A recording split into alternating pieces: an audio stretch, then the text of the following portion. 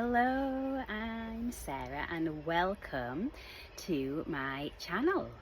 I am going to be sharing about some of the places that I go, my adventures, wild swimming, foraging and general van life really. I thought today I could show you what I've done so far in the van because I have decided that it needs a bit of a refit. I love my van. I've got an LDV Maxus and it is really nice. When I got it though, it was already done, but it wasn't done in the best way, shall I say. There's a few issues, and as you live in a van you just realise, you know, you don't need this, you need this.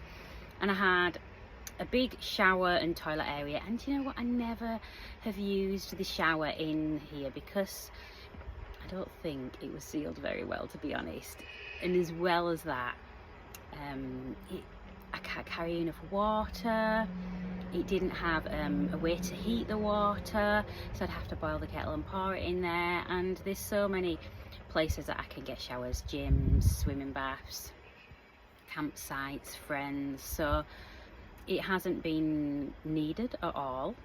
And it had a toilet in there, one of those adventure ones, which worked well, but then it broke and it wasn't keeping the smell in, so I wanted a new one of those. So I decided what I want is I want a wood kind of look, like a natural, more natural looking van. So without much knowledge of how to do this, I just decided, well, I'm just going to do it and I'm going to learn, because that is the best way. That's the way I've done everything so far. So I've taken out that shower cubicle because it has no storage, and I've put in some drawer sections. I'll show you all this. And I've taken out the bit where the hob and the sink were. Love the hob and the sink, absolutely couldn't do without them. I'm actually doing without them today and I'm missing them so much as well. I've got like an old school gas one, and it's working. The kettle's boiling now and it's just taking forever. And I missed, just having the sink. I've only got like bottles underneath to fill them up and for the grey water, but it's still missing them. But underneath there it just had like one actual place to put things, no shelves, no drawers, and it just wasn't working out at all. So now I've got two wooden units in, these Mexican Corona pine units. I'm gonna tailor them a little bit and make them work for the van.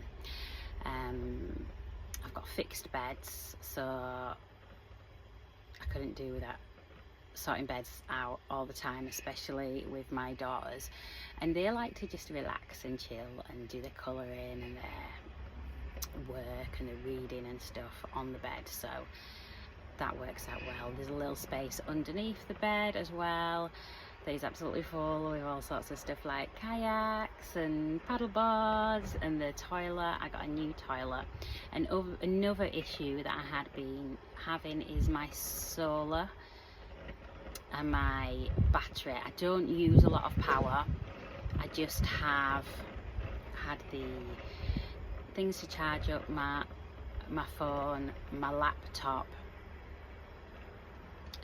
The diesel heater's already attached, and that's about it really. But I'm thinking maybe I might need a fridge, I don't know. Oh, and the internet as well.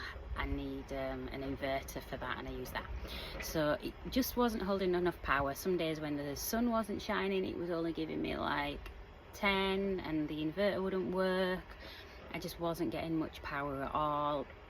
Looking into it a little bit more, I've got a lead battery and it's not one for recharging, and it's just not really great. And there's so many things that you could do, so many things that you could change, and it's just too much for me. It's overwhelming. So what I've gone with is an EcoFlow.